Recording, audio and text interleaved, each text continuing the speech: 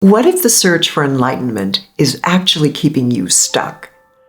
Some of us use the concepts of spiritual enlightenment and spiritual awakening interchangeably as the same thing. You might be familiar with the story of Siddhartha, who, according to Hindu teachings, was a prince who left his position choosing to seek enlightenment for the sake of his people. He wanted to find an end to suffering. He did become enlightened and then taught a pathway for others to do the same. He became known as Buddha, the awakened or enlightened one.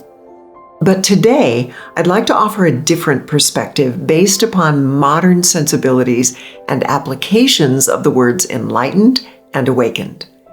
Over the years, I've had students who viewed enlightenment as a goal, a final state to achieve, and once attained, you are beyond human suffering. Enlightenment has been defined as the dissolution of one's identity as a separate self with no trace of the egoic mind remaining. As a result, enlightenment can imply a more finished and constant state of realization. If you want to experience a state beyond human suffering, this can feel like an exclusive club, difficult to attain.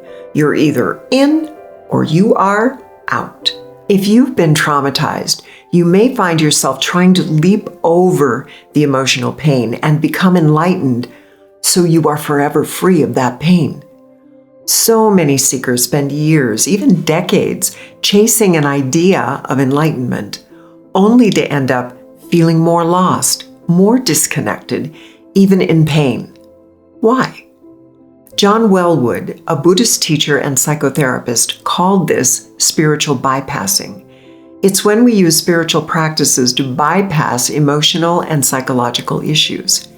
Here's the problem. Leaping over the pain of our emotions comes with a price. I tried to do that many years ago and just became more depressed. People can even become suicidal, which is what happened to one of my dear friends. Now, fortunately, I came through it, and so did my friend. Here's the question I wish I had asked to make things easier.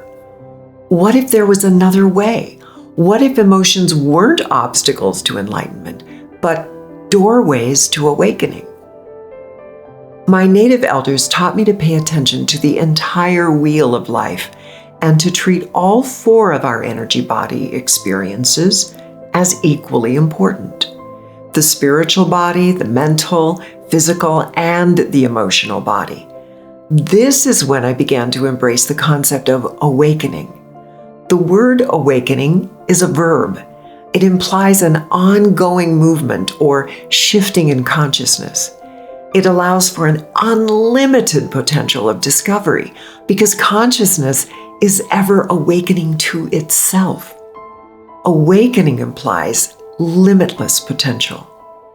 Awakening isn't one big moment, it's a series of moments, like when you suddenly see an old wound with fresh eyes and new perspective, when you feel a wave of peace in the middle of chaos, when you realize you are the love you've been seeking. So where enlightenment is all too often treated as an elusive goal, awakening is instead an unfolding journey of healing and wonder. In my decades as a spiritual teacher, I've heard women more often talk about the journey of spiritual awakening. It makes sense because a masculine path tends to be more mind-based, but a feminine path is more emotion and heart-based. And that was true in my own experience. The more I learned how to be with my sensitivity and empathic nature, the more I learned how to be present to my overwhelming emotions, the more quickly I was experiencing and sustaining regular moments of awakening. Emotions are something that, especially we as women, are told to suppress or magically leap over. But in my experience, emotions are actually doorways to awakening. Being lovingly present to the intensity of our emotions, along with our minds, allows us to continue to find new horizons of joy and freedom because the potential is limitless. However, if we see this evolution as a single state we must somehow arrive at, we can become depressed when we don't achieve it or realize it the way we think we should.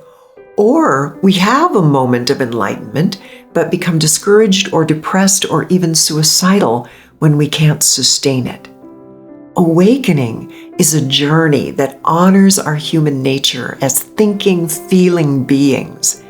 In my experience, that more feminine perspective of sacred self-exploration helps us stay in the wonder and curiosity that opens up the mystery of life itself. Whether it's enlightenment or awakening, as most of us know, meditation is the most common way for people to pursue attaining higher consciousness. But what I've observed is that most meditations are about quieting the mind, which is powerful and useful when it comes to experiencing greater stillness and peace. But what about those of us who are so empathic and sensitive that it's actually our emotions that take over our inner space? For us, heart-based and emotion-based meditations can be more helpful. My life truly changed when I was blessed decades ago to receive and then be entrusted to share an ancient feminine practice and its core meditation called the holding that focuses on the emotional body. This meditation helps us with the intense emotions we experience during hormonal shifts. And when we're struggling with the pain of trauma, it gives us a gentle way to become emotionally resilient so that the trauma can fully release. So, if emotions are the doorways to awakening, how do we walk through them instead of running away, which is our tendency when the emotions are difficult? Here's how it works. We're going to do a little mini version of the meditation. So close your eyes for just a moment. Take a deep breath in, and as you exhale, notice any emotion present in your body. Instead of pushing it away, what if you simply allowed it to be here, just for now, just for this breath? Like a mother holding her child when her child needs to be loved. Feel that kindness.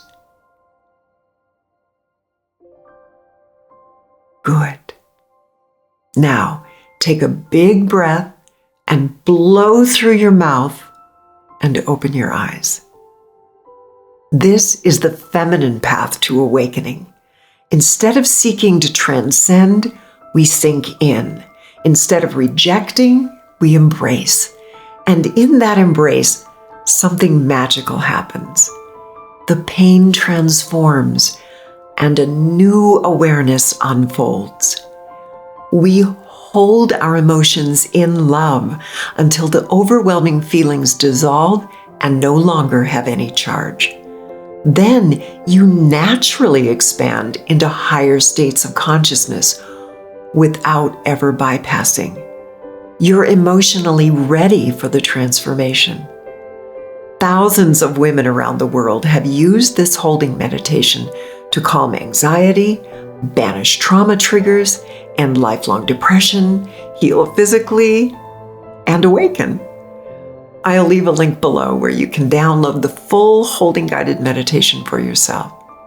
So, what happens next? When the emotional pain dissolves, the mind naturally stills, and then something natural and incredible happens. We experience beautiful moments of awakening. In the end, chasing enlightenment is like trying to catch the horizon. Awakening, that's realizing you are the horizon and the sky and the infinite space beyond.